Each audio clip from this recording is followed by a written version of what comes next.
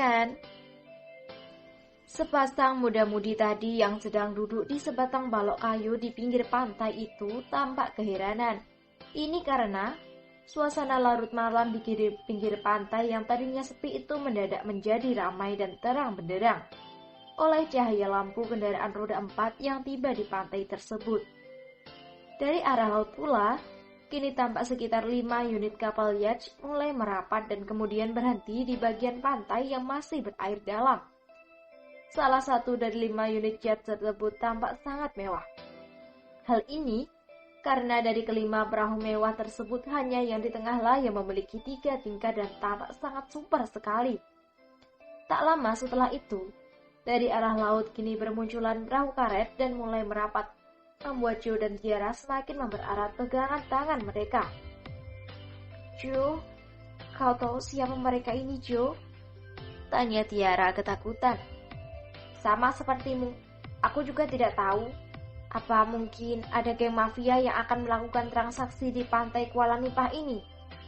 Kata Joe menjawab pertanyaan dengan pertanyaan pula. Mereka berdua lalu memperhatikan ke arah perahu karet yang sudah tiba di bibir pantai, dan kini tampak puluhan orang sudah mendaratkan kaki mereka di pantai tersebut. Sepasang lelaki dan wanita setengah baya memakai pakaian putih dan gaun merah jambu, tampak saling bergandengan tangan mengarah ke sepasang muda-mudi yang tampak seperti orang linglung itu.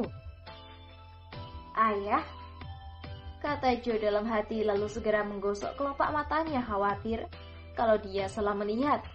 Semakin rombongan orang itu mendekat, semakin Joe melihat bahwa yang datang itu adalah ayah dan ibunya beserta rombongan. Kejadian ini sebenarnya bukan hanya Joe saja yang terheran-heran. Beberapa orang yang berada di dalam mobil pun juga merasakan keheranan dan saling pandang. Bang Tigor, apakah ini bagian dari rencana kejutan darimu untuk ketua?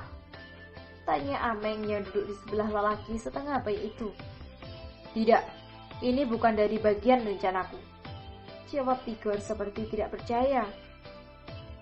Mungkin Tuan Besar berubah pikiran dan sengaja untuk datang langsung ke Kuala Nipah ini, kata Acong pula. Bisa jadi, jawab Tigor setengah membenarkan pendapat dari sahabatnya itu. Sebenarnya, apa yang terjadi? Mari kita kembali ke Star Hill. Tepat 2 hari yang lalu, setelah Tigor menelpon Jerry di Star Hill, Clara yang sejak beberapa waktu yang lalu hanya kepikiran tentang putra satu-satunya itu, terus-menerus merajuk, mendiamkan Jerry. Hal ini mau tak mau membuat Tuan Besar dari Star Hills itu mati kutu juga.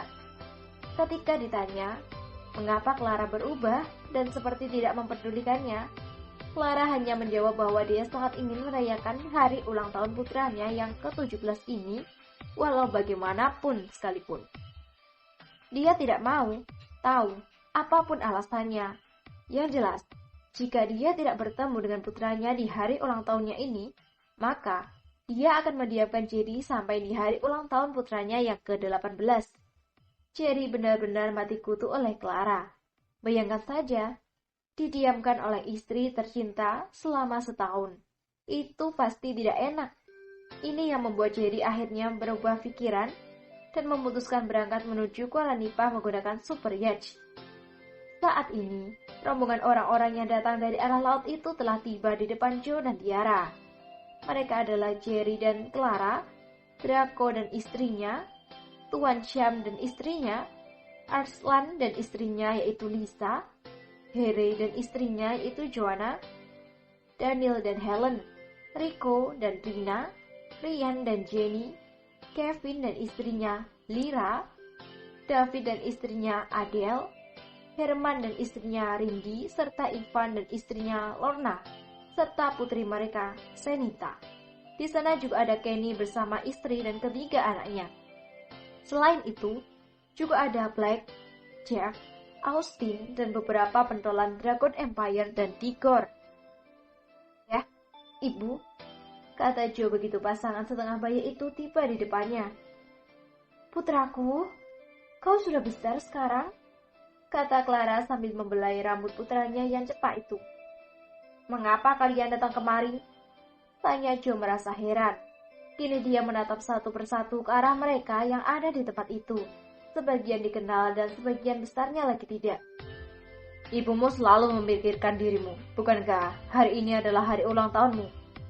Kata Jerry mengingatkan. Hehehe, jawab Jerry sambil nyengir kuda. Oh ya, mengapa tidak kau tiup lilinnya? Tanya Clara karena sejak tadi melihat bahwa Joe hanya memegangi saja kue ulang tahun yang berikan Tiara padanya. Berdoa dulu Joe, kemudian baru tiup lilinnya, kata Draco. Iya kek, kata Joe. Dia lalu memejamkan matanya kemudian mulai berdoa. Kini suasana di pinggir pantai itu menjadi meriah karena geng Tigor juga turut bergabung dan menyanyikan lagu selamat ulang tahun kepada Joe. Apa doamu nak? Tanya Tiara. Aku mendoakan kakek Tengku Mahmud semoga panjang umur dan sehat selalu, jawab Joe membuat Tigor, Leo, dan Namora yang juga berada di tempat itu saling pandang. Anak baik, ini baru anak baik, kata Jerry sambil membelai rambut anaknya. Apa kau takut kehilangan lagi seperti kakek uyutmu? Tanya Clara. Takut Bu, sangat takut, jawab Joe sambil menatap ke arah rumah panggung di ujung sana. Oh ya Joe, kau tidak mengenalkan teman-temanmu itu kepada kami? Tanya Jerry. Hehehe, kata Joe sambil menggaruk kepalanya yang tidak gatal. Tiara, salami ibu dan ayahku, bisik Joe sambil mendorong pundak Tiara dengan pundaknya. Halo, Paman, Bibi, nama saya Tiara, kata Tiara malu-malu. Anak ini persis seperti diriku dulu. Aku melihat bayangan diriku dalam diri gadis ini. Ini nak, biar ibu peluk, kata Clara sambil meraih pundak gadis itu, lalu mereka pun saling berpelukan. Joe, kami ingin tahu, kepada siapa potongan kue pertama akan kau berikan? Tanya Jerry. Potongan pertama dari kue ulang tahunku ini akan aku berikan kepada kakek Tengku Mahmud. Apa boleh begitu, Bu? Tanya Joe. Boleh, tidak ada salahnya, kata Tiara. Mari kita ke rumah dulu, Bu, ajak Joe lalu mendahului berjalan didampingi oleh Tiara. Tuan Besar, saya tidak menyangka Anda akan datang langsung kemari. Ini satu kehormatan untuk saya, kata Tigor menyapa Jerry selaku atasannya itu. Hei Igor, lama tak bertemu, semakin subur saja badanmu, kata Jerry lalu mereka pun saling berpelukan. Hahaha, begitulah Tuan Besar, jawab Tigor lalu memandang ke arah orang-orang yang berada di belakang Jerry. Tuan Ivan, Tuan Rian, dan yang lainnya. Kita bertemu lagi, kata Tigor.